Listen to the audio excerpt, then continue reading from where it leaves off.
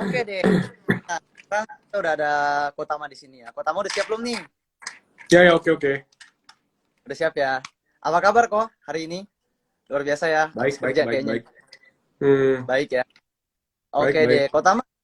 Hari ini kita ada di acara live ya, Pejuang Cuan by Cari Cuan, episode 19 bareng Kotama nih. Kita hari ini akan Hmm, ngomongin seputar kripto dan tech stocks di masa depan sebagai masa depan keuangan.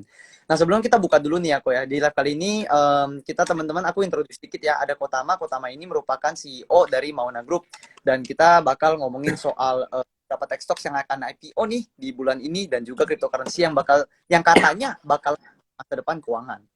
Nah, sebelumnya mungkin kita buka sedikit kali ya, dengan pandangan Kotama tentang kripto. Kripto dulu deh, baru kita ngomongin tech stocks. Kalau menurut Kotama, apa yang membuat Kotama itu tertarik dengan cryptocurrency? Sebenarnya pandangan Kotama tentang cryptocurrency itu apa? Coba kok, boleh di-sharingin kali definisinya. Cryptocurrency sih gini ya, menurut gua sampai hari ini cryptocurrency itu masih jadi apa ya, alternatif investment yang lumayan ini ya, cukup menjanjikan returnnya kalau kalian masuknya bener, gitu kan. Terus udah gitu, dia itu untuk ukuran investment instrument, dia tuh menawarkan bermacam-macam cara berinvestasinya tuh. Bisa mulai dari staking, lu mau trading, atau enggak lu mau apa namanya invest terus taruh for long term, atau enggak misalnya lu mau apa play to earn yang farming itu, atau enggak lu mau main NFT. Jadi macam-macam tuh kalau misalnya apa namanya di dalam crypto kan. Terus sebagai investor uh, kalau kalian udah cukup lama ya perhatiin ya, lu bisa dengan mudah dapat spread 3% lah sehari, mungkin kadang-kadang bisa dapat kalau marketnya lagi volatile gitu. Gampang. Kalau di saham satu hari 3%, kayaknya agak susah ya kalau main yang blue chip ya. Lu Agak agak harus, agak apa ya kok iya alot kesempatannya? kayaknya kalau yang blue chip satu hari 3% kayak agak susah ya. kalau di Ya. kalau di crypto ketika lagi volatile, lu di BTC pun bisa aja dapat spread 2-3% gitu satu hari gitu.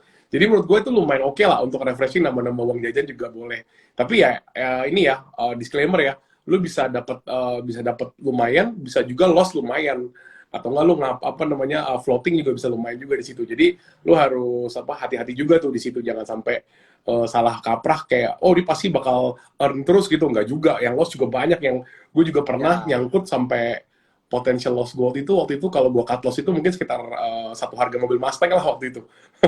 Wah, Jadi gue harus nunggu sampai 3 bulan lebih untuk supaya dia itu recover balik lagi waktu itu. Hampir 4 bulan lah waktu itu pokoknya. Nah, makanya untungnya akhirnya pas recover gue bisa untung 20% dari situ. Ya udah gue langsung cepet-cepet exit waktu itu. wih, Gitu. mantap.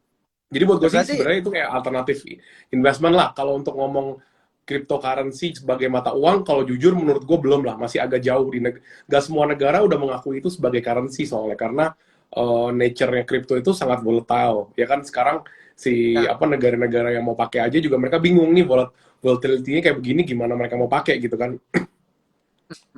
Benar banget. Hmm.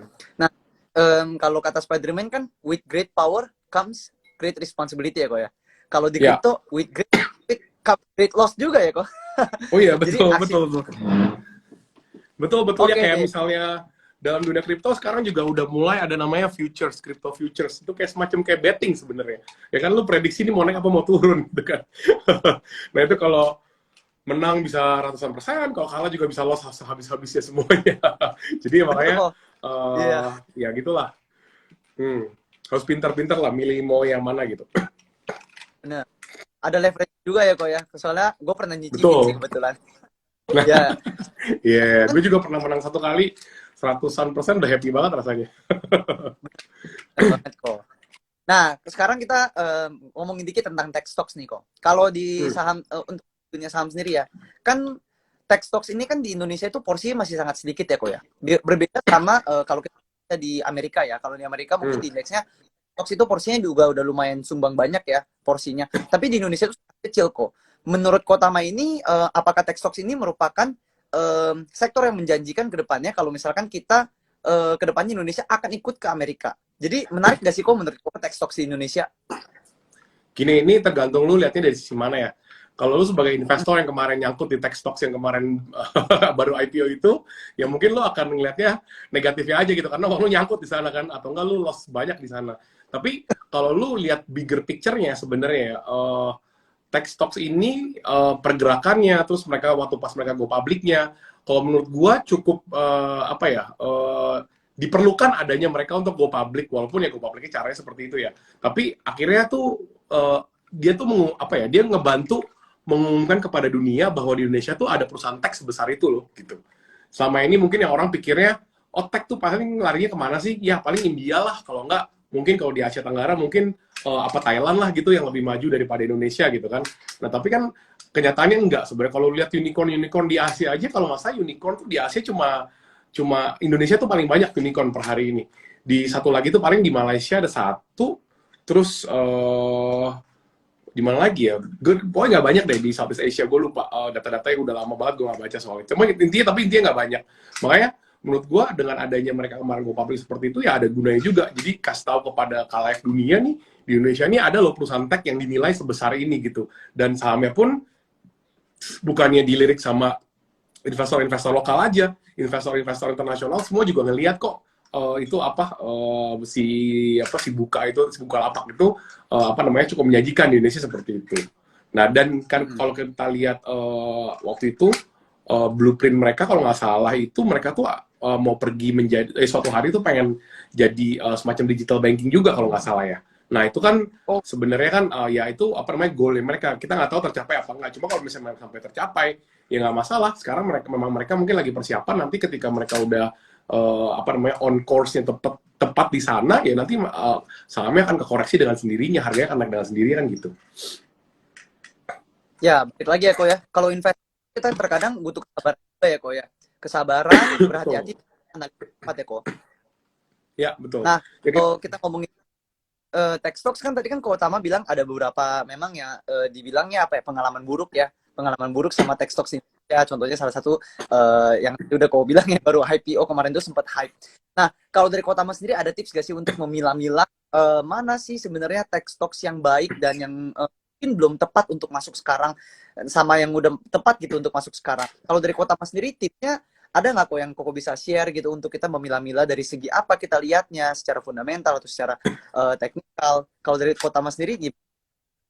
Ya balik lagi sih sebenarnya gini ya, satu balik lagi ke fundamental lah sebenarnya. Banyak lah analis-analis tuh yang kadang-kadang mimpi juga gitu kali ya. Pengalinya tuh gede banget gitu sampai bikin hitungannya tuh kadang-kadang menurut gue agak gak masuk akal karena gue jujur gue kan dari orang bisnis konvensional ya, jadi gue kadang-kadang ngeliatin valuasi kayak gitu tuh suka ketawa ngeliatnya. Cuman ya udah biar aja lah, kan kalau market percaya ya terserah market bagaimana kan. Cuman pastinya kalau lu mau analisa pasti satu dari nilai marketnya, kedua dari apps-nya lu pakai nggak, lu pernah apa namanya, lu coba tanya temen gue, misal lu dari circle temen lu ada 2-3 circle yang oke, ada berapa orang total, ada nggak sih 50%-nya at least pakai aplikasinya. Kalau misalnya aplikasi itu memang benar-benar ada teman lu pakai, nah itu berarti kan itu sebenarnya bagus. Sebenarnya kan balik lagi kan perusahaan startup itu kan, ya itu, ini kita bilangnya walaupun bukan startup ya, tapi maksudnya mulainya kan dari startup gitu kan. Jadi sebenarnya mereka kan harus men-solving problem di dalam community, dalam society gitu. Nah, ketika mereka solving problem, itu makanya orang akan pakai aplikasinya, akan download, akan pakai, akan engage, terus retention, terus-menerus pakai gitu kan. Jadi kalau misalnya memang orang pakai ya berarti kan itu aplikasi berguna ya, berarti mungkin future value-nya bener apa yang diomongin. Tapi kalau misalnya mereka bilang ini begini begitu, tapi kalau tanya kanan kiri nggak ada yang pakai ya berarti kan itu cuman mimpinya dia aja sebenarnya, belum jadi kenyataan kan. Jadi apa yang dihitung sama dia berarti mungkin itu masih hitungan mimpi, belum jadi kenyataan kan gitu. Kalau gue lihat sih, kalau gue bilangnya dari dua sisi itu ya, dari fundamentalnya lu lihat laporan keuangannya, sama satu lagi ya dari use case-nya, lu banyak kan nih orang pakai, banyak kan orang download, apakah itu solving any problems in society gitu. Ya seperti itu ya kalau gue lihatnya ya. Ya, bener sih kok. Jadi kita mesti fact finding juga. Ternyata nggak cuma desk research doang ya kok ya. Terkadang kita bisa lihat dari laporan keuangannya dan segala macam dari. Tapi ternyata kita juga untuk cari data dari lapangan ya kok ya. Kayak itu tips berguna banget tuh dari teman-teman. Kalau misalkan kita mau cari tahu, kita bisa ya langsung terjun ke lapangan, kita cari teman kita yang pakai apps-nya atau tidak. Itu sangat bermanfaat. Thank you banget loh kok tipsnya sebelumnya. Nah teman-teman ada pertanyaannya, tapi sebelum itu aku mau ingetin lagi bagi teman-teman yang baru join, kita ada giveaway ya di live kali ini. Giveaway-nya 100.000 OVO cash.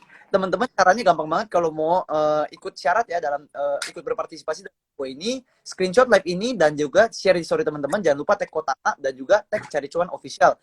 Username-nya ada di pin komen. Oke, kita lanjut ke pertanyaan selanjutnya, Eko.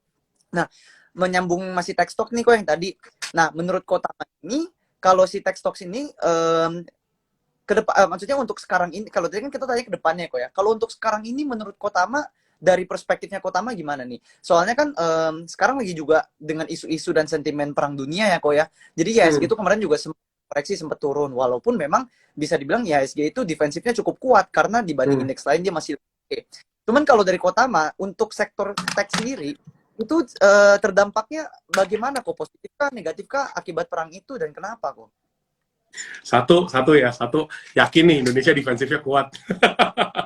Defensif kuat atau mau bull trap nih? Aduh, iya sih.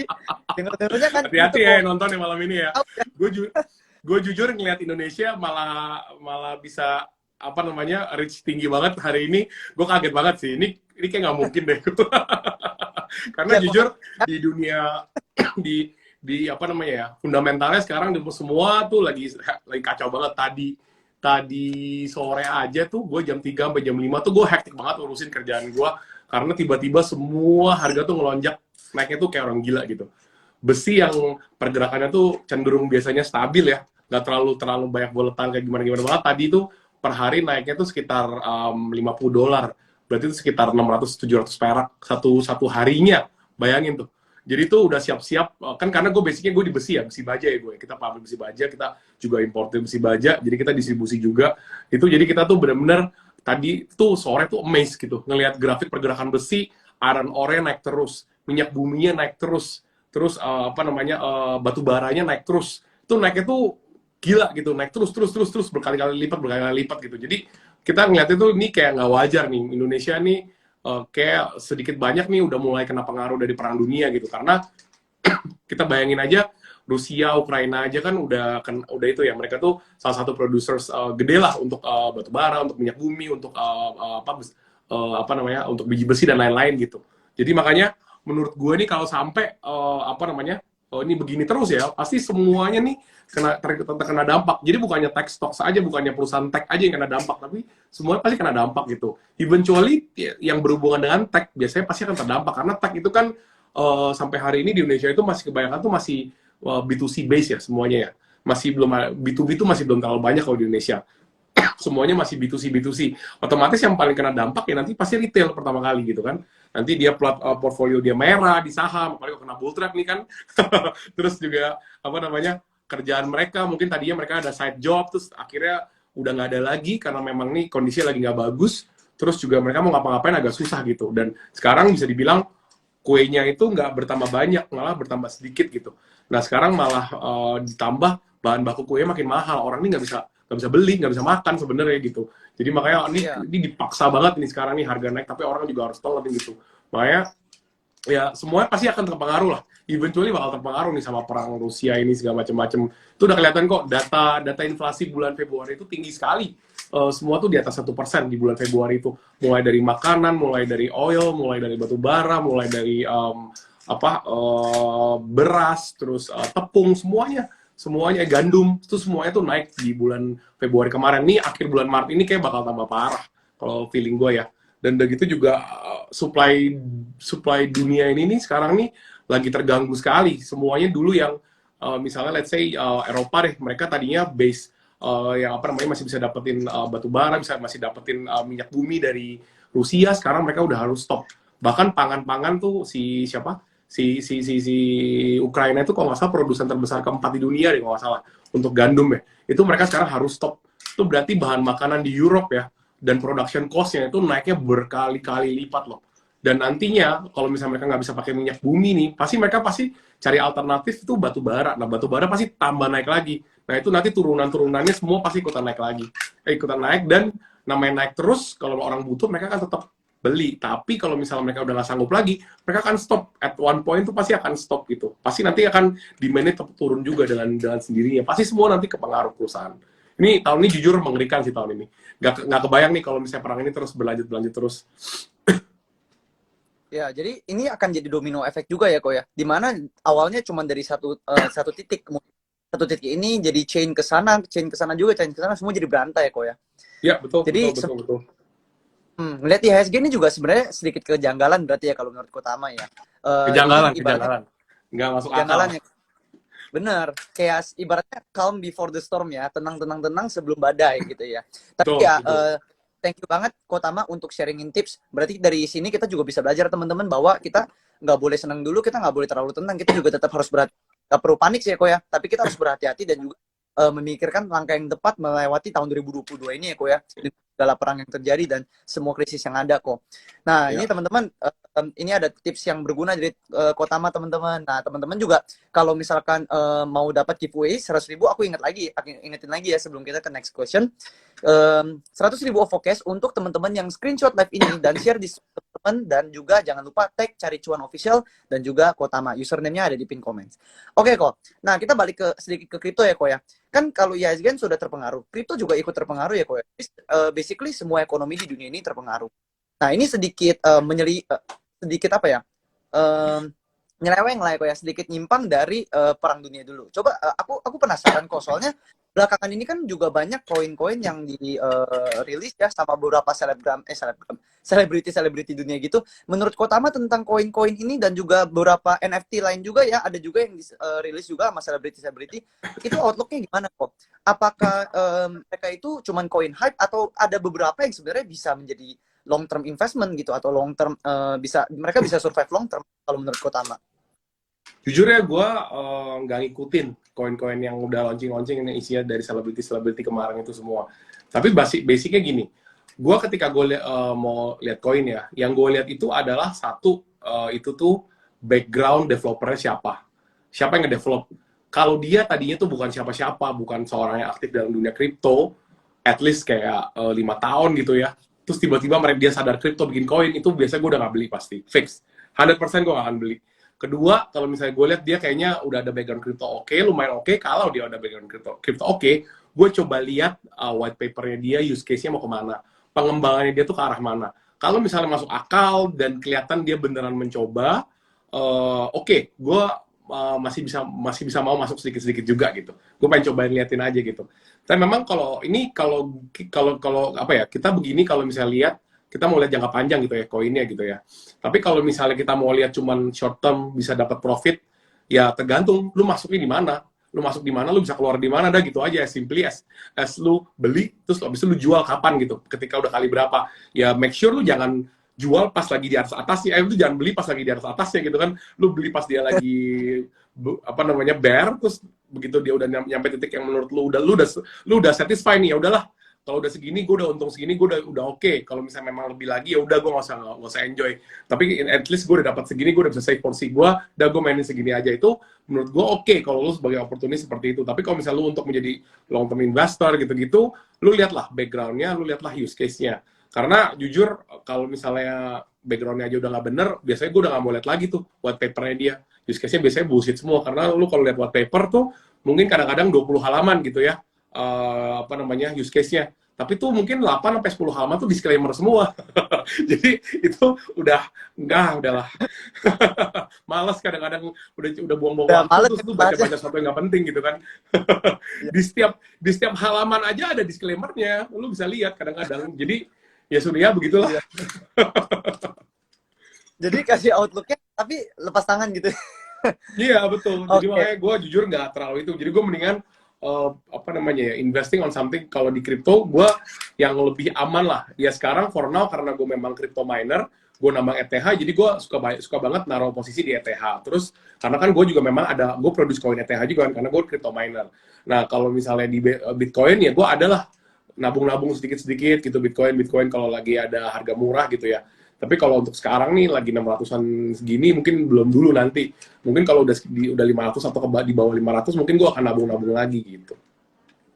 Ya, kebetulan aku juga suka konten-kontennya Kotama tuh kalau lagi visit ke tempat apa crypto miningnya ya. Ya kalau kata Kotama apa, tuyul digital ya.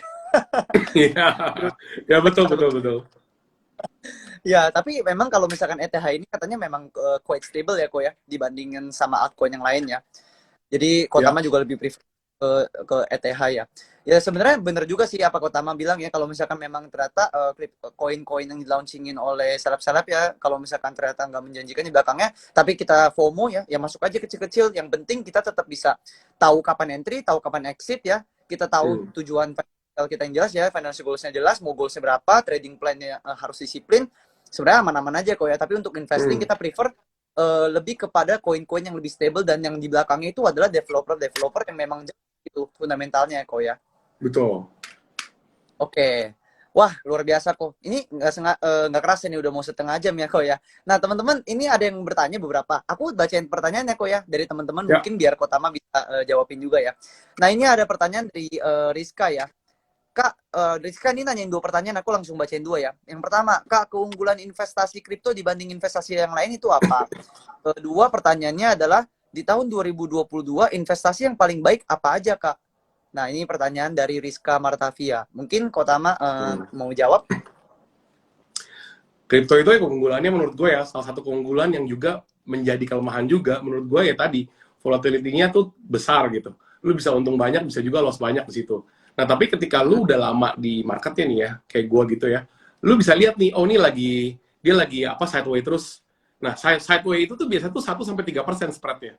Nah, jadi kalau sideway, lu udah tahu nih, misalnya dia 1 mingguan ini udah sideway terus, lu bisa ambil posisi bawahnya, nanti begitu naik lu jual.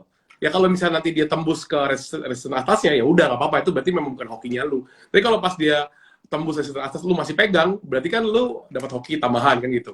Tapi kalau sideway gitu biasanya juga biasanya pasti dia akan main di range yang itu aja gitu. Menurut pengalaman gue tuh seperti itu biasanya. Apalagi kalau lagi fase bearish, itu kalau lu sideway itu udah pasti untung karena akan naik terus gitu. Tapi jujur di tahun ini katanya diprediksi ini Mei Juni ini mungkin paling telat udah mau masuk ke winter season.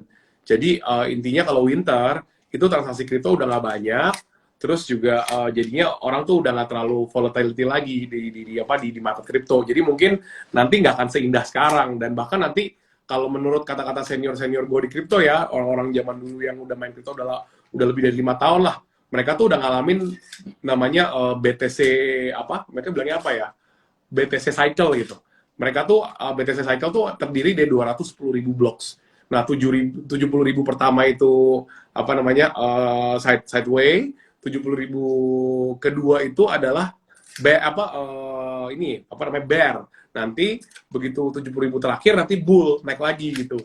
Nah, ini kita nih udah di fase yang pertama nih, lagi sideways sekarang gitu. Makanya jadi ya dibilang menarik masih, cuman kalau dibilang menjanjikan di 2022 sih menurut gua enggak. Lah kalau misalnya 2022 nih, kalau lihat posisi sekarang seperti ini ya, kalau lu berani sedikit berspekulasi, coba cari cara gimana beli saham-saham bank-bank Rusia. Pas Waduh. mereka hancur-hancurnya lu beli. Nanti begitu sudah saya perang, mereka naik lagi sahamnya. Itu kalau lu berani Wah. berspekulasi sedikit ya. Nah, ini kayak di tahun 2020 kemarin ya kok. Pas market crash semua orang beli, pasti cuan ya kok ya. Yes, benar. Dan sekarang market global lagi crash, Rusia ini special crashnya, berarti special discountnya. Kalau lu bisa cari cara beli di saham sana, ya beli banknya ya, central banknya ya, pokoknya bank yang gede-gedenya dia ya. Nah itu menurut gua lu bisa untung. Karena biar bagaimanapun harusnya ini akan stop perang. Ya kalau misalnya perangnya nggak stop berlanjut lawan Amerika, toh pasti akan perang nuklir. Kita juga mati anyway, duitnya kita nggak bisa nikmatin juga kan. jadi menurut gua boleh lah taruh sedikit di Rusia, lu beli saham banknya, nanti pasti naik. Bagus pasti nanti naiknya. Ya kok. Apalagi mereka nggak ada ARB, nggak ada ARA ya kok. Nggak kayak IHSG kan, kalau kita ada ARB lah. Bener. Ya serasa beli kripto aja. Oke deh. Nah, kita move on to the next question ya kok. Sebelum kita move on to the next question, yang baru join, gue mau kasih tahu bahwa di live kali ini kita ada giveaway 100.000 OVO Cash. Nah, caranya gampang banget, teman-teman screenshot aja, teman-teman lagi nonton live ini. Lalu teman-teman share di story, dan jangan lupa tag Cari Cuan Official, dan juga Instagram Kotama @tama_88_.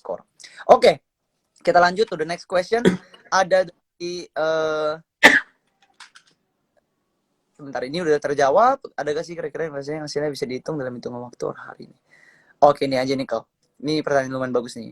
Kak, apa aja tips untuk pemula dalam investasi saham jangka panjang? Nah, ini jadi ada dari pertanyaan dari Nisha ini mungkin baru pemula ya kok ya, dia mau investasi jangka panjang. Kalau dari Kotama, tipsnya apa aja nih kok? Mungkin kayak ada stock picks yang ke Kotama rekomend mungkin ya untuk pemula yang investasi jangka panjang, atau mungkin ada instrumen investasi yang lain, gimana Kotama?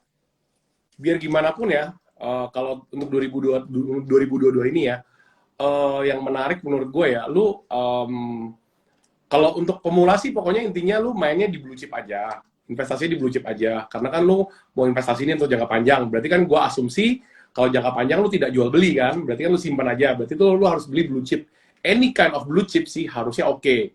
Karena menurut gue apa namanya blue chip tuh kalau simpan udah pasti auto cuan gitu. Nah kalau lu mau ekstra cuan, mungkin lu lihat saham perbankan, terus lu cari perbankan mana yang lagi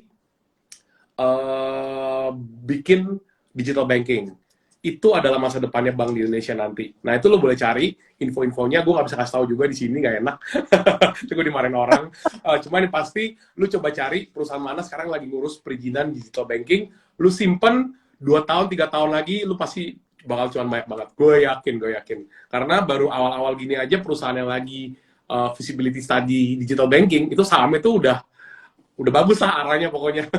Jadi itu baru belajar, belum jadi gitu. Nanti apalagi ketika Goto nih go public gitu kan dengar-dengar katanya 40 sampai 60 billion US dollar gitu kan.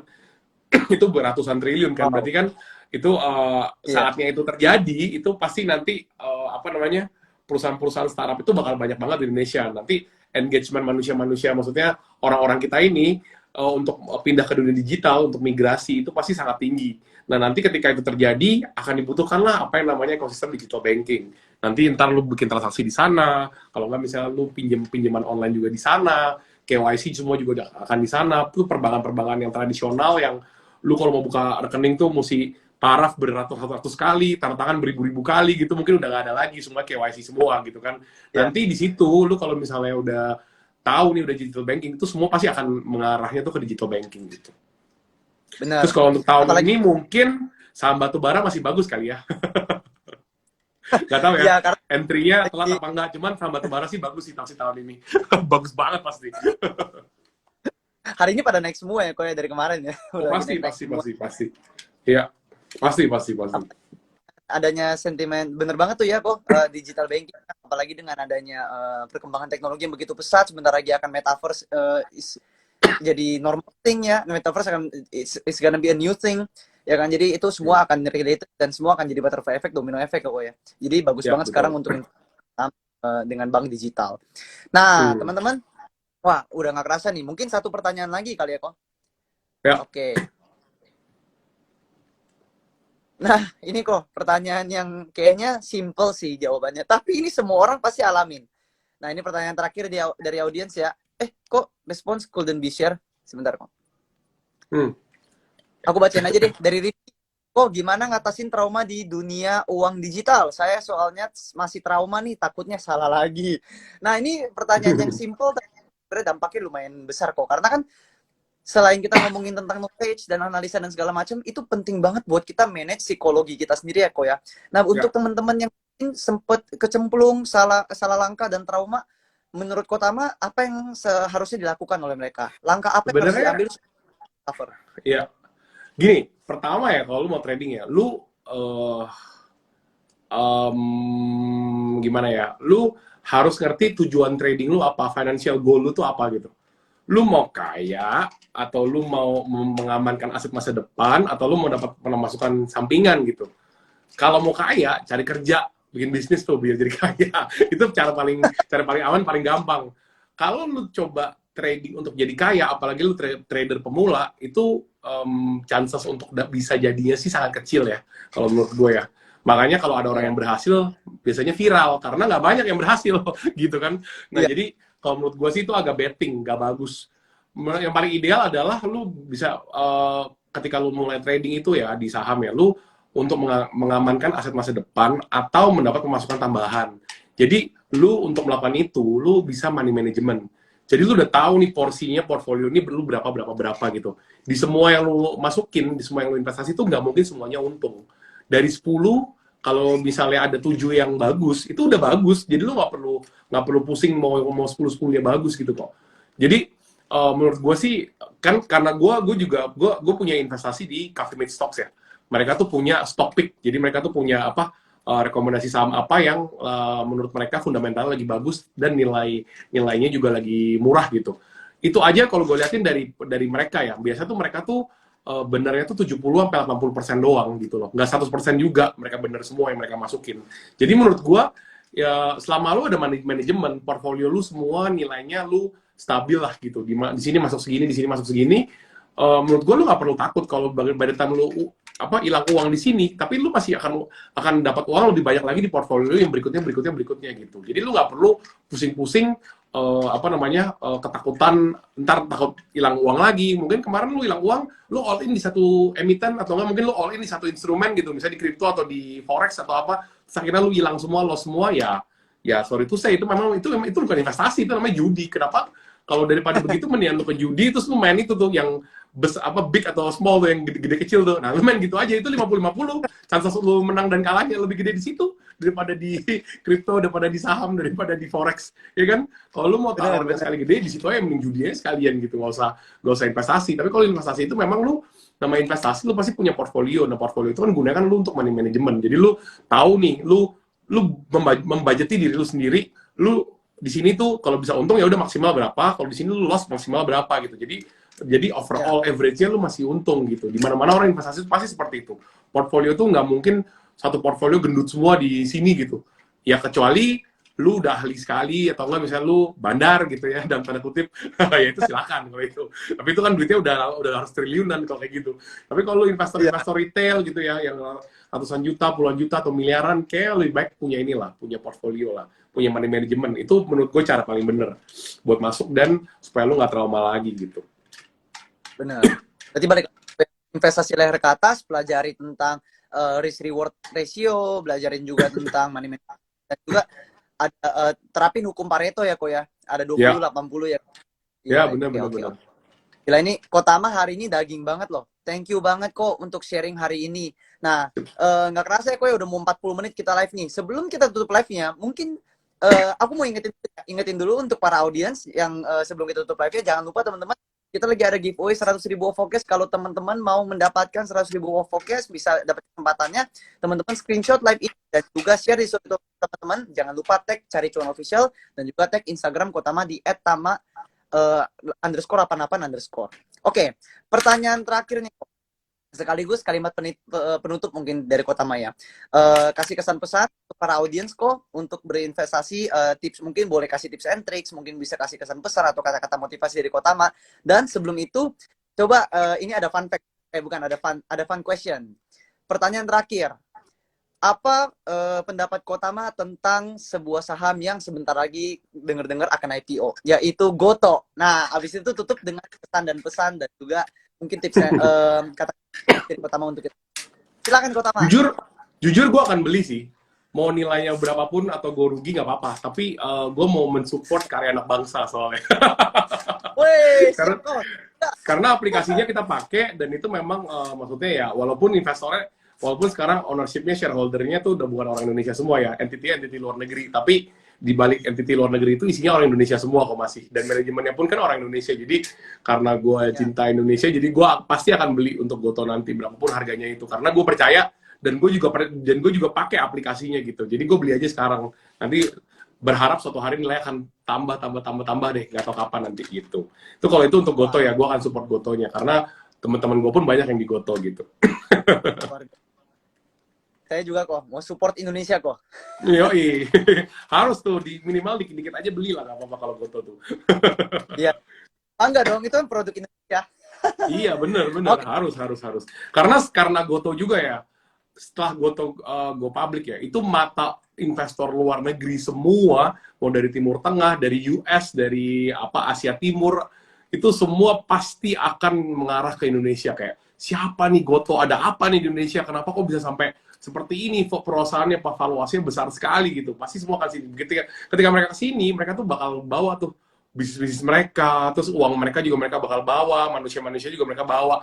Nah, itu akan menciptakan lapangan kerjaan di Indonesia. Jadi, makin bagus Goto terekspos, makin tinggi nilainya, makanya apa peluang uang yang masuk ke Indonesia untuk investasi juga nanti malah makin besar, lebih besar daripada uang yang Goto ambil dari pasar modal nanti gitu. Oke, Tips gua mantap tahun banget ini kok. 2022 gue ini aja ya, karena gue tuh orangnya tuh risk manajemennya ketat gitu. Jadi gue akan kasih tau kalian, Kak, tahun ini tuh jangan terlalu agresif pegang uang.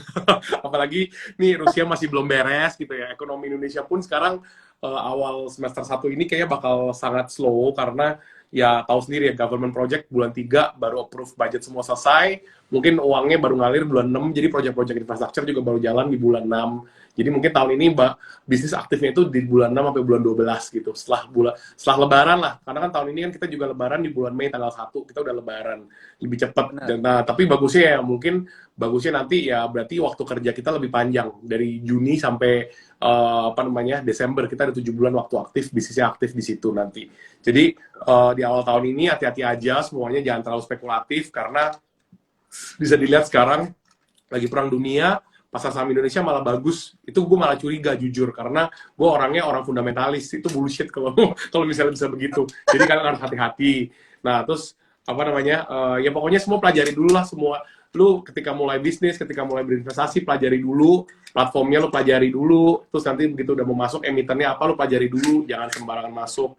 Nanti kalau udah nyangkut malah lu nyesek, uangnya hilang, bukannya lu malah earn uang side income, malah yang ada uangnya hilang gitu. Jadi pokoknya tahun ini dia pertengahan satu semester ini semester 1 ini lu boleh inilah lay low sedikit lah, jangan terlalu agresif dulu. Kalau emang ada kesempatan lu mungkin sekarang karena posisi lagi begini ya, you have to be 99.9% sure baru lu execute deh. 90% is not good enough sekarang kalau menurut gue kalau kayak gini, karena terlalu banyak ini ya eksternal faktornya sekarang. Susah deh kalau sekarang ini, apalagi sekarang even tadi aja Pertamina baru ngumumin mereka akan mereview harga BBM tiap 2 minggu sekali. Berarti ini sekarang ini lagi volatile sekali. Itu Pertamina kalau mereka mau mereview harga BBM, berarti itu mereka tuh lagi jaga inflasi. Mereka lagi jagain rupiah kita. Kalau nggak bisa jebol. Nah, itu makanya kalian harus siap-siap deh untuk migrasi aset juga gitu mungkin ya. Jadi jangan semuanya digablekin jadi satu juga gitu. Jadi pintar-pintar money management, pintar-pintar risk management juga di semester 1 ini. Semoga perang di Rusia Ukraina ini bisa beres. Semoga lama-lama abis itu bisa recovery deh gitu. Amin. Kotama, hari ini sharing Kotama daging banget. Gak nyesel nih hari ini kita ngundang Kotama. Kita udah nonton bareng Kotama ya. Teman-temannya juga yang masih di sini, kita juga boleh ya, yang mau say thank you sama Kotama boleh di kolom komen. Thank you Kotama gitu ya.